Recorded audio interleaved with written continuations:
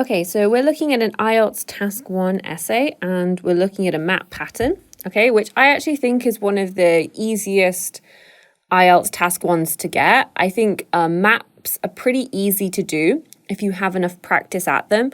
And so if you're in the test and you get lucky enough to get a map, I think it's quite easy to get a good score on it because you're basically describing where things are, comparing where things are in relation to each other. So it's pretty easy to get a good score. So let's look at this type of map. So Chorleywood is a village near London whose population has increased steadily since the middle of the 19th century. Okay, Chorleywood, that's actually funny because my mum's family is from a village called Chorley, which is in northern England. And so it's not a very big village. If you go to England, you don't need to go visit Chorley, but that just made me smile because that's where my mum's family's from. Okay. The map below shows the development of the village. Write a report for a university lecturer describing the development of the village. You should write at least 150 words. Okay, so first thing we want to check is the dates. Okay, so it's from 1868 to 1994. So we know that everything we need to write is going to be in past tense, right? So we've got main roads. Okay, we've got a motorway, which was built in 1970, then a railway built in 1909. Okay. So let's take a look and see. Okay, so the map is a little bit confusing. So the first thing you want to do is you want to go through and mark the passage of time. What was built first? So this bit was built first. Okay, then we've got this stripy bit, which is going to be here, second. Okay, and at that time, at the same time, the railway was built. So we'll put a little 2 next to the railway. Okay, and then we've got the spotted bit, which was in up until 1970, and that was when the motorway was built. So we'll just put a 3 here for motorway. And then this last bit was built for. Okay, so we can that kind of helps visualize how the village grew. So it started here, and then it got a little bit bigger, and they built a railway. And then we've got this other development, and then on this whole side of the village was sort of developed a little bit later after the motorway was built. Okay, so once you've kind of got that timeline in your head, and you can even kind of write it out if you wanted to in your notes, okay, from sort of 1868 until sort of 1994. Okay, so you can be like, motorway, and then patch 4 was developed. Okay, now don't forget that with a map, so they've not actually given you a compass on this map. Okay, but usually when we're doing maps, of course, you want to do directions: north, south, east, and west. Okay, so it's always good just to write that physically on your paper so you can have a little memo to remind yourself where it is, because that's the easiest way to describe where things are on a map. Okay, and using language where, the main road traveling from north to south, okay, has an intersection with another main road traveling west to east. Okay, east to west. So you're using that to sort of describe where things are. So as always with a task 1, especially with a map, so you sort of have your first section, okay, which is your paraphrase, okay, of what the map is. Secondly, you've got your overview, okay, the main changes, okay, and then you've got your paragraphs 3 and 4, which will be your detail of changes. Okay, so you don't need to describe every single change that happens in the map, but you want to sort of think about what are sort of 2 main changes that you can pick out from the map. Okay, so if I'm looking at this development, if I'm thinking what are the 2 biggest things that I want to talk about? Well, first, this huge development over here on the east side, okay, happens after the motorway is built. Okay, so I think definitely one of my bodies is going to be talking about this development over here. After the motorway was built, there was a huge new development of houses that happened to the north and the south of the motorway. Okay, and so the second thing that I probably want to talk about is this development around the train station. Okay, so I would probably describe that. So I probably go with this one first as my body 3, and this one over here is my body 4. Okay, because that's chronological, meaning that sort of goes in the order of time. Okay, so you want to take a look at the map and see what way kind of easily divides. I think that's the easiest division because there's so much 4 over here. Okay, so let's go and look and see what this candidate's written. The given map depicts development of Chorleywood, which is located near London, so there should be some commas here, as well as population has risen gradually in this village from 1868 to 1984. Okay, so the map depicts the development of Chorleywood. Okay, so this is great. Okay, this is a really nice, very strong opening sentence. Okay, very clear about what you're doing. Located near London, as well as population. Okay, this isn't the correct phrase. As well as population. So, so the given map depicts the development of Chorleywood, which is located near London, as well as the population that has risen gradually in this village. I mean, still, even that doesn't really make sense, okay? It's weird that you've added the population here, because the map doesn't show population growth. It just shows what's been built, okay? I know you're saying that population has increased steadily. This candidate's trying to paraphrase that. The given map depicts the development of Chorleywood, which is located near London, as well as showing the gradual rise in population in this village from 1868 to 1994. Okay, so that makes a bit more logical sense to me. Okay, I think the issue was that you've got this weird population has risen gradually, feels somehow too passive somehow for the sentence. Showing the gradual rise in population. There we go. Overall, a junction area which was located between Main Road and Railway was developed mostly, while there was the least development from an intersection site between Main Road. Okay, so a junction area. So do you remember the difference between when you use a and when you use the? You know the difference, right? It's one of the sort of first things you learn. So a junction area means it could be any junction area. So it's too vague. When I'm looking at this map, I don't know what you mean, a junction area. I think she means, so junction is right. So we've got junction here, we've got a junction here, we've got a junction here. Well, it's technically a roundabout, but whatever. And then we've got a junction here. Okay. So they're saying a junction. Which one? You want to be specific. The junction area between the main road and railway. Because then there's only one. There's only one junction between the main road and the railway, okay? So overall, the junction area located between the main road and railway was developed the most, while there was the least development between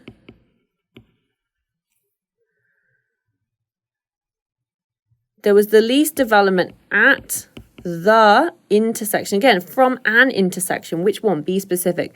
At the intersection site between the main road and motorway. Okay, now this is a weird thing that they've picked up on. That they've said, oh, there's the intersection between the main road and the motorway. There was the least development over here.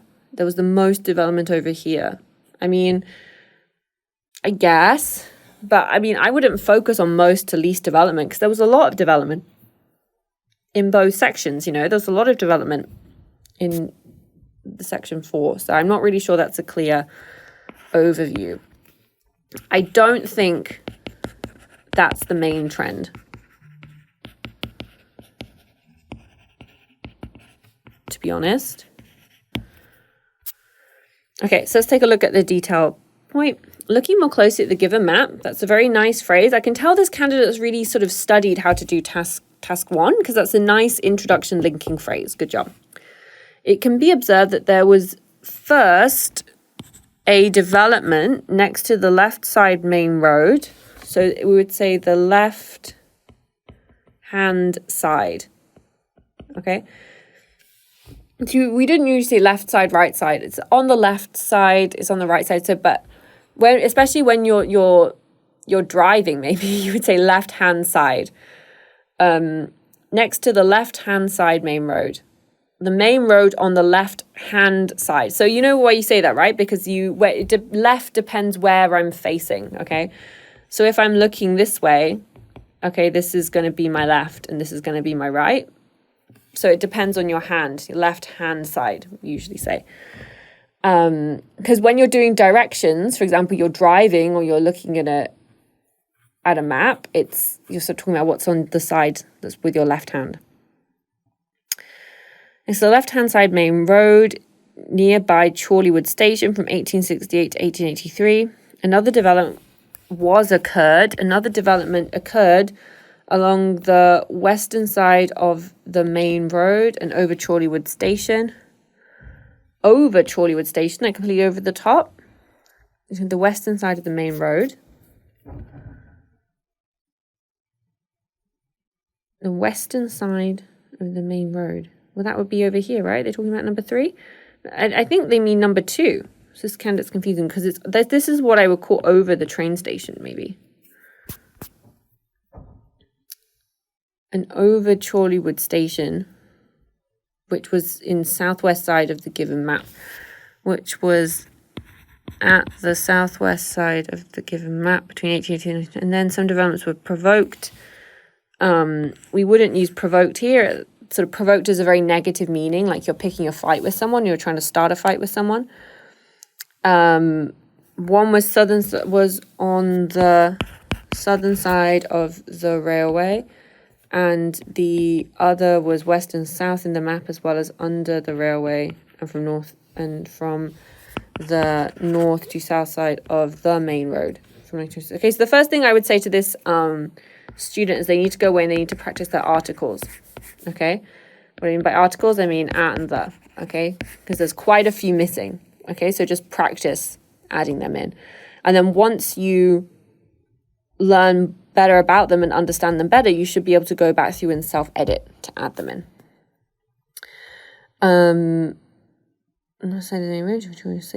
So I mean, to be honest, most of this I'm thinking this sentence is too long. So look, the sentence starts here, okay? And then the sentence finishes here. This is too long for a sentence, okay? We're going, it's far too long. So it's very confusing to read. I know, I can see that they're trying to add in a complex sentence, but the sentence is too long, okay? Listen to me read this sentence out loud, okay? And then hear when it starts to feel like I'm been reading too long. Another development occurred along the western side of the main road and over Chorleywood Station, which was at the southwest side of the given map between 1883 and 1922. And then some developments were provoked. One was on the southern side of the railway and the other was west and south in the map, as well as under the railway and from north to south side of the main road from 1922 to 1970. Okay, so can you hear as I was reading that, the second half, I was getting faster as I was reading it, because there was no break and there was no pause, okay? And in my brain, I'm thinking to myself, wow, like the sentence isn't finishing. So I would probably end the sentence here, okay? I would put a full stop and then start a new sentence with some commas. So, okay. Final paragraph. During the given final year period, some developments can be found on the east side. Firstly, 2 areas were developed from the east to the west of the main road and motorway. From the east to the west of the main road, and the motorway was located between those areas. Secondly, there were 3 development sites from 1970 to 1994. 2 sites were located on the east side of the motorway, and the railway was between those sites. The last one was slightly above the railway and to the right side of the motorway. Okay, so I think what I really want this candidate to go in and work on is describing maps, because just reading this, the descriptions feels too random and it feels too vague. It doesn't feel structured, okay? So the ideal thing to do when you're going through a map, okay, and let me just clear these pen markings, okay, so you can see more clearly. So the thing to do with a map is that you want to describe things logically and then building on top of each other. So I feel what this candidate's kind of doing is they're kind of saying, there was this one, and then there was this one, and then there was this one, and then there was this one. And it feels kind of like vague and non-connected, like the candidate's just listing stuff out. So it's much better with these kind of map things to sort of explain things organically, okay? So the original population of Chorleywood lived in a small settlement to the right-hand side of the main road, okay? And then, however, as the village began to expand to the south, a railway was built in 1909 going from east to west across the village of Chorleywood. Okay. If you're following from that, the population of the village continued to increase and expand, leading to continued developments of settlements to the southwest of the main road, and to the southeast of the main road. Okay. The next major development occurred from 1970 onwards, after the construction of a motorway running from north to south to the east of the original settlement of Chorleywood. There was a huge growth in population settlements, with the whole east side of Chorleywood being developed into housing. You know, so then you're kind of building it up a little bit more clearly, and so. I think the thing that's missing most from this is these ideas of the. So the candidate is being a little bit too vague in what they're describing. So firstly, 2 areas were developed from the east to the west of the main road, and the motorway was located between those areas. It's just it feels kind of hard to picture in non-specific. So I think putting in all of the articles is definitely going to help her. It'll help this candidate. And I really would suggest that they approach it and they structure it in a more logical way. So rather than saying during the final given year period, it would say like finally, from the 1970s onwards. Okay, give me some sort of time stamps. That's going to help make things easier. So in terms of task achievement, they have attempted to describe the main features of the map, but not fully explained or organized in something that feels kind of logical. So I'd want to give a 5.5 for task achievement. Cohesion and coherence, I would probably give a 4.5. It feels confusing to read.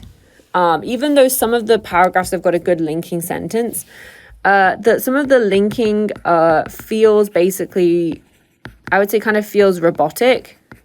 And it's just kind of like, and this, and this, and this, and this. Okay, vocabulary. They did try with some of the vocabulary. Some of it wasn't quite correctly used. So I would sort of say a 5.0. Okay, and in terms of grammar, I think I would put them at a 4.5, and I would say there's definitely stuff they can work on. They can work on articles, they can work on their tenses a little bit, and just in general, I would just work on their ability to use punctuation, commas, and breaking up your sentences, and I would just think about how to write more directly. Okay, write directly, and to describe things in a logical manner.